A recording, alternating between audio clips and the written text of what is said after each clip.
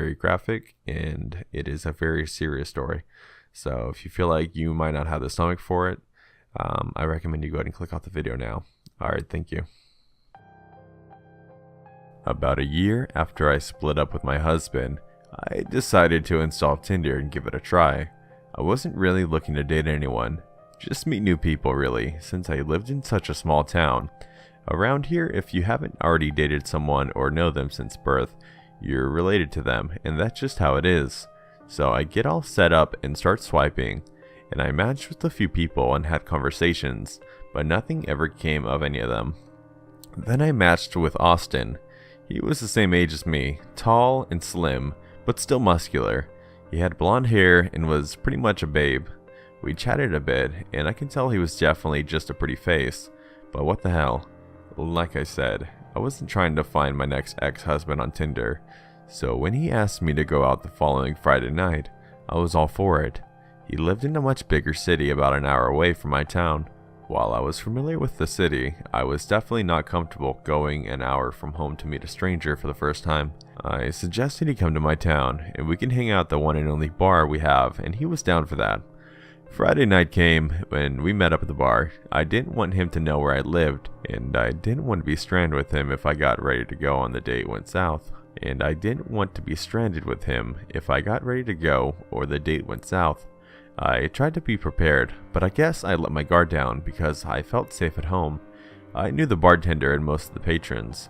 I don't have many friends, and my town doesn't have much to do, so I regularly shoot pool with the older barmen to pass my time. We were in my hometown, which he had never been to before. I felt like I was in control. A few hours into the night, things were going great. He was shit at any attempt at conversation and kept staring at me awkwardly, then sighing. "You're so beautiful," over and over again. But he kept the drinks coming, so after a point none of that mattered. I was hammered, and I know it was obvious. Looking back, I'm quite embarrassed at how drunk I actually was. I'm usually the cute little girl who comes to play pool and rarely ever drinks beer while she sits here. But that night, I was sloppy drunk. I'm kinda surprised no one stopped us as we walked out of the bar together because I was clearly almost incoherent at that point. But then again, we had been dancing most of the night, and not very innocently at that. I can hardly remember walking out to my car, but I remember him telling me that I was in no state to drive home. I agreed with him. He offered to drive me, and I declined, saying something about not wanting to leave my car there as an excuse. I'm leaning against the side of my car at this point, as I can barely stand up anymore. Austin saw that as an opportunity to push his body against mine, pinning me between him and the car. I kissed him for a second, but then stopped because something just felt wrong to me. I was so drunk, I couldn't even focus on his face.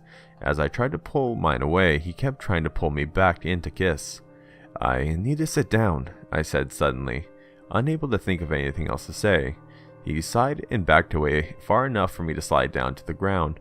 Knees pulled to my chest as I rested my head on them. I tried to get my mind to function correctly. Austin crouched down in front of me and asked if I was okay. I mumbled that I was fine. I just needed to catch my breath because I wasn't feeling well.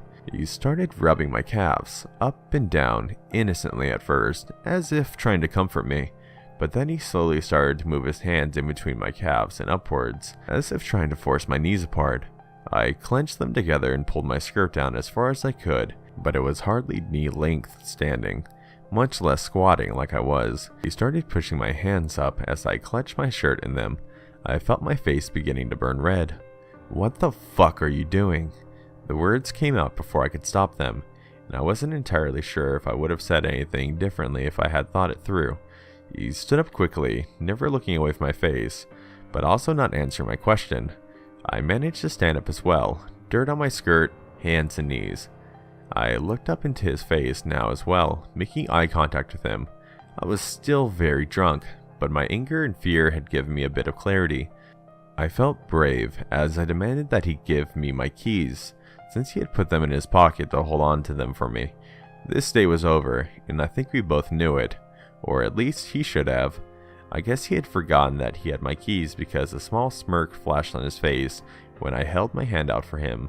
I stood there in absolute shock as this grown man threw my keys over my car and into the wood line on the other side of it, looking me in the face and smiling as he did it.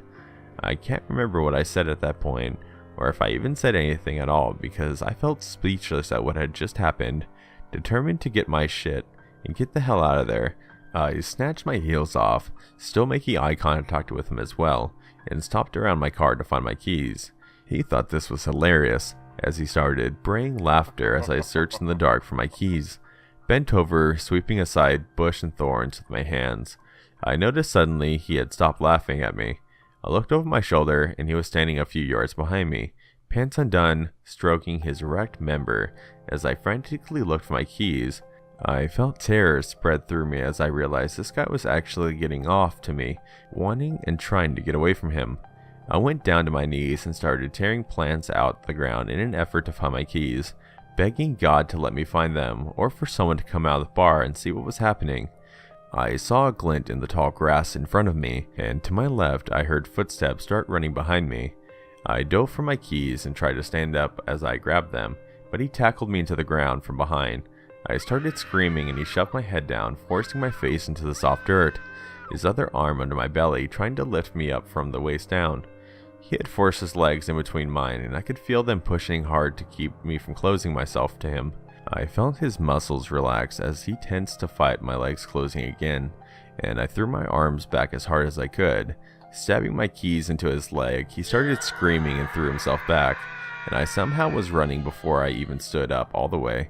I threw myself into my car, locked the doors, and started the engine. I was too panicked in that moment to look for my phone to call the police. I afforded one glance out the window to see if he had gotten up before I slung gravel out of the parking lot and drove 80 the whole way home.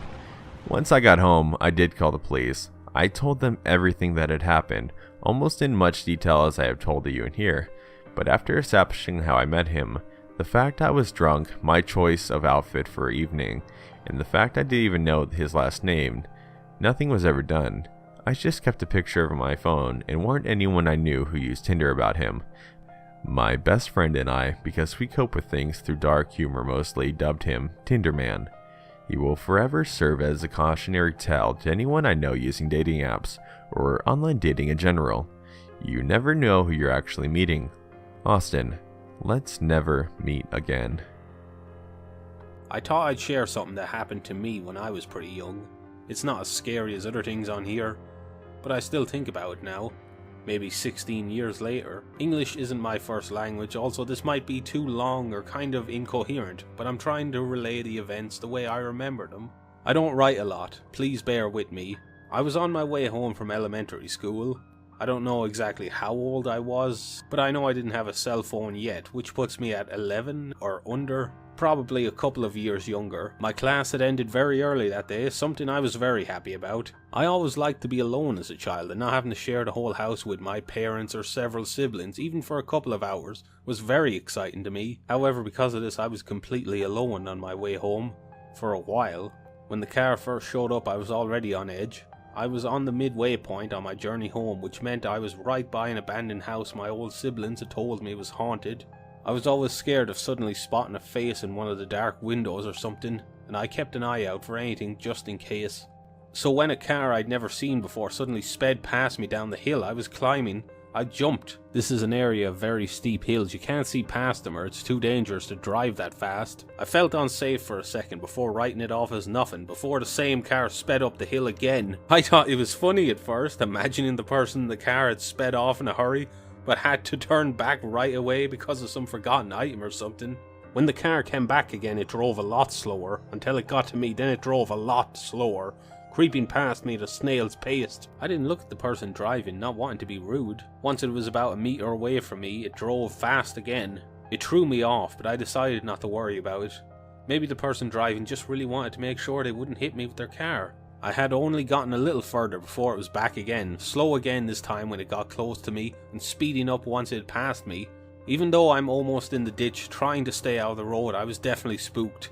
In my short life this has never happened before. Was this strange adult showing me some kind of interest? Why? If this person needed directions, he would have asked by now, right? I could not come up with an explanation for this behavior, unless this adult has some bad intent. but I feel bad for just assuming that of a stranger. When the car came towards me once again, I got my first look at this person. A man, very overweight, bald, but wearing a baseball cap. He had small sunglasses on his face that somehow hid his entire expression.